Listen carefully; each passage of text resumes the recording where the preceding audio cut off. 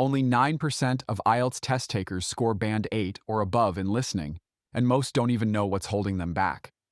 I've helped thousands of students push past that 6.5 plateau and finally hit Band 7, 8, or even 9.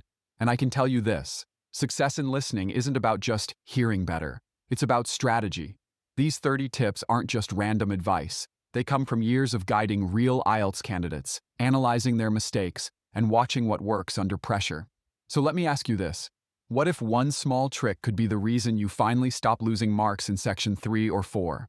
Would you know which one it is? In this video, I'll walk you through 30 practical, proven IELTS listening tips and strategies, techniques that thousands of my students have used to improve their scores. Let's get into it. Tip 1. Predicting is not optional. It's strategic. Before you hear a single word, your brain should already be working. Prediction isn't just a helpful idea. It's a required skill in the IELTS listening test. Students who actively predict the type of word they're listening for, whether it's a number, a name, a noun, or a verb, have far greater accuracy, especially in form completion and sentence completion tasks. Here's what examiners know. When you look at a gap like, the meeting will be held on, dash, you don't wait for the audio. You immediately think, okay, I need a day, or maybe a date, probably in the format Monday or 25th of June. This primes your brain. It sets a filter. And when the audio gives you distractors, we were thinking of Tuesday, but Wednesday works better. You'll spot the trap and still choose correctly. Start every section by predicting before you listen. Tip number 2. In sections 2 and 3, follow the structure, not the words. In sections 2 and 3 of the IELTS listening test, you're dealing with more complex information, like a talk about wildlife, a discussion between students and a tutor, or a tour of a facility. The key mistake many students make is trying to match individual words from the recording to the question. But IELTS is full of paraphrasing. It rarely uses the same words. Instead of listening for specific words, train yourself to follow the structure of the conversation or talk. Listen for signpost phrases like first, we'll look at, now let's move on to, or before we finish. These clues help you predict what's coming next and match the question more accurately, especially in tasks like multiple choice, matching information, or diagram labeling. For example, students who focused on how the ideas were organized, not just what was said, scored significantly higher. So remember, IELTS is testing how well you understand the flow of ideas, not your ability to catch keywords. If you can follow the structure, you stay calm, confident, and accurate, even when the vocabulary changes completely. Tip 3. Learn the art of selective listening. In IELTS listening, especially in Section 3, you will almost always face this situation. The speaker says one thing, then corrects it. For example, I think we'll meet in room 5A. Oh no, sorry, it's actually 5C. This is called a distractor, and it appears in nearly every IELTS test. Students at Band 6 often hear the first piece of information and immediately write it down. Do not be one of them. Students at Band 8 wait. They listen for confirmation or correction. This is what we call selective listening. Students must learn to hold off writing until the information is final. Train your ear for signpost phrases like, actually, on second thought, no, I meant. These are red flags that the answer is changing, and only the last piece is correct. Practice this by using audio scripts after you finish a test. Highlight all the corrections and note how many times you were misled. This reflection process is what turns average listeners into strategic ones. Tip 4. Use the 30 seconds wisely. It's a preview, not a break. At the start of each section, the recording says, you now have some time to look at questions 1 to 5. Most candidates use this time passively, glancing at the first 2 questions or adjusting their headphones. But high-scoring candidates use every second of that preview time to scan, predict, and plan. For example, in Section 1, you're given, time the package will be delivered, dash. Special instructions, leave the package, dash. A Band 6 student might only read the first question. A Band 8 student scans all 5, predicts they'll hear about time, location, instructions, and thinks ahead. I'll need to focus on numbers, prepositions, and location words like behind, beside, or under. Use this 30-second window to underline keywords, anticipate grammar structure, and mentally prepare for distractors. Treat it as a strategic warm-up, not a pause. Tip 5. Write while listening, but never stop listening. Many students struggle to balance writing answers and continuing to listen. They get the correct answer at question 12, but while writing it, they miss question 13. This is where training your brain to write and listen simultaneously becomes essential. The key skill here is to write down the answer quickly, often in shorthand or initials, and immediately return your attention to the audio. You'll refine your spelling during the transfer time at the end. Remember this tip: avoid pausing to reread or correct your last answer while the audio is still playing. The cost of missing the next answer is almost always higher than getting one slightly wrong. Tip 6. Master spelling and plurals. They're silent band killers. Here's something not many students realize. Even if you hear the correct answer, you can still lose the mark due to a minor error in spelling or form. The IELTS listening test is automatically marked, and that means answers must match exactly, including spelling, plurality, word form. Let's take a classic example. You hear, "We visited several museums during our trip." If you write museum, you lose the point, even though your understanding was correct. To avoid this, start a common confusable list from your practice tests: address versus addresses, child versus children, library versus libraries, loans versus loan. During your review sessions, always double-check your wrong answers against the audio script. Highlight the correct spelling and notice patterns. This is especially critical in sections 1 and 2, where form completion is most common. Tip 7. Use the answer sheet transfer time for more than copying. At the end of the listening test, you're given 10 minutes to transfer your answers to the answer sheet. Many students use this time to simply copy what they wrote, but high scorers use it for refinement. Here's how. 1. Check for spelling errors, especially on proper nouns, plurals, and irregular words. 2. Make sure each answer fits grammatically. For example, if the sentence reads, "The manager is responsible for dash the equipment," your answer must be a verb ending in ing, like checking or maintaining, not a noun like check. 3. Confirm word limits. If the instruction says no more than 2 words, then a large part is wrong. It's 3 words. 4. Consistency in capitalization. While it usually doesn't affect the score, for names and titles, capitalizing properly avoids confusion. Use this transfer time as your last defense against careless mistakes, the kind that separate a band 6.5 from a band 7.5. Tip 8. Recognize signpost language to stay oriented. IELTS listening sections, especially Section 3 and Section 4, can feel overwhelming because they're longer and more academic. But examiners intentionally include signpost language to help you stay on track. Look out for phrases like, "Let's start by discussing." "Now, let's move on to." The final point I'd like to mention is, for example, a professor gives a lecture on animal migration. Every main point is introduced with, "Firstly," "Secondly." Another example is, mark these transitions mentally or on your notes. They help you know where you are in the audio and what kind of answer to expect. Tip 9. Focus on synonyms, the real IELTS language.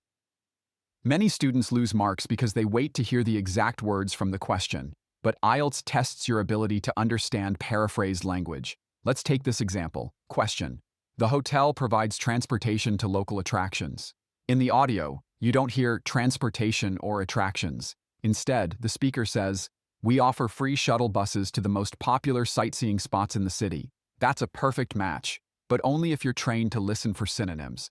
Build a list of high-frequency IELTS synonyms: accommodation, place to stay, purchase, buy, schedule, timetable, delay, hold up or rescheduling, and revise them regularly. Tip 10. Know when to skip and move on. Here's a painful truth. If you miss an answer and try to figure it out while the recording continues, you'll probably miss 2 or 3 more. The best candidates know how to let go and move on. For example, the speaker quickly gives an address, then moves on to booking details. If you miss the postcode, don't panic.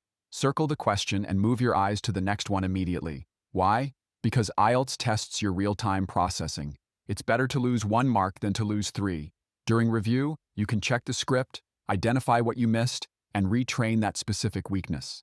Tip 11. Watch out for similar-sounding words, tricky distractors. IELTS loves to test your ability to distinguish similar-sounding words, especially numbers and days.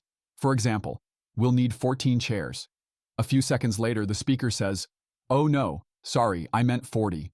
This distractor is incredibly common. Or take this example. The speaker says, "We're meeting on Thursday." No, wait, Tuesday. Train yourself by replaying audio clips and writing down what you thought you heard versus what was actually said. You can also try dictation practice with Cambridge transcripts, focusing on numbers, dates, and homophones. Tip 12. Practice Section 4 with gap filling, then summarizing. Section 4 is the most difficult for many students. It's a long monologue, and there's no break in the middle. One powerful training method is this. 1. Do the gap fill task from Cambridge.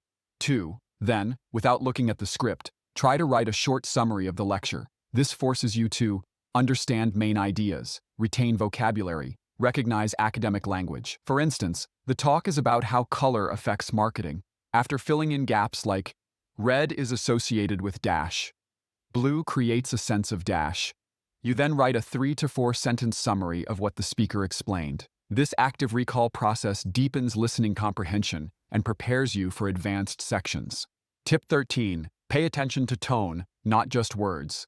In IELTS listening, especially in Section 3, candidates sometimes miss the speaker's attitude, which is often the real answer. For example, in a university discussion, one student says, "I guess we could try that method, but it didn't work very well last time." The key word isn't just try, it's the hesitant tone and reference to past failure. This helps you eliminate false options and multiple-choice questions. IELTS rewards candidates who listen for meaning and mood, not just vocabulary. Tip 14. Match the answer length to the question style. Every IELTS listening question has a word limit, and understanding typical response styles helps you avoid over or underwriting. If the instruction is one word only, answer, library, bus, June, no more than 2 words, answer, public transport, science lab. For example, the answer to type of course, dash, is business, not business course. The word course is already in the question. Watch out for repetition errors, where students copy too much from the recording. Tip 15. Use number clues and units to confirm answers. Numbers are common in Section 1 and Section 2, and so are mistakes. If you hear, "It's 30, that's 30 kilograms," that's a clear confirmation of 30, not 13. But if you write 30 keys for a question that asks for one word only, you lose the mark. Always ask, is the unit already given? Is it asking for a number, a measurement, or a time? Double-check during transfer time that you've answered in the correct form. Tip 16. Underline keywords, but think about paraphrases. While previewing questions, most students underline keywords, which is good. But Band 8+ candidates go further. They underline while also predicting paraphrases. For example, keyword, environmental problems. Expect, pollution, climate change, waste disposal. Keyword, customer complaints. Expect, unhappy clients, negative feedback. By preparing your brain to hear the idea instead of the word, you avoid the trap of waiting for exact matches. Tip 17. Train with speed variation. Slow listening is not realistic. Some apps and teachers use slow English to help students. That's okay in the beginning, but IELTS uses natural speed with native accents. Use authentic preparation practice material, and never slow down the audio when training. Instead, train your ear to adjust by practicing 1-minute dictations at full speed, playing the recording twice only after your first full attempt. This strengthens both your comprehension and mental stamina, which is key in Section 4. Tip 18. Focus on the speaker's role to predict language. In each section, the speaker's role gives clues about what kind of vocabulary and information will follow. If it's a student-tutor meeting, expect academic discussion, referencing sources, or project details. If it's a receptionist, expect booking, times, and facilities. If it's a scientist or lecturer in Section 4, expect formal, structured language with data and examples. Anticipating the context and register helps your brain filter what's relevant. Tip 19. Develop an accent strategy. Know your weak spots. IELTS recordings include various native speaker accents, mainly British, Australian, and New Zealand. Some students mishear can't as can, especially in British English, not 0.5 as 0.5 used in Australia. The lift instead of elevator. Train your ear by watching or listening to BBC News, UK, ABC Radio, Australia, TEDx Talks from New Zealand. And when practicing, note the nationality of the speaker in each section to track what confuses you. Tip 20. Review with the transcript. Then cover it up. The Cambridge audio scripts are a goldmine, but only if used correctly. Don't read them passively. Try this method. 1. Listen once and answer normally. 2. Read the transcript and highlight what you missed. 3. Hide the transcript, listen again, and focus only on those parts. This targets your weakness and helps build memory. 4.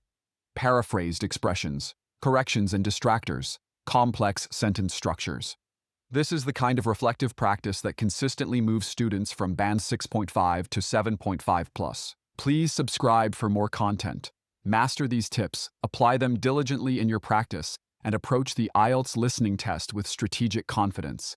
Your Band 7 plus is within reach. Good luck.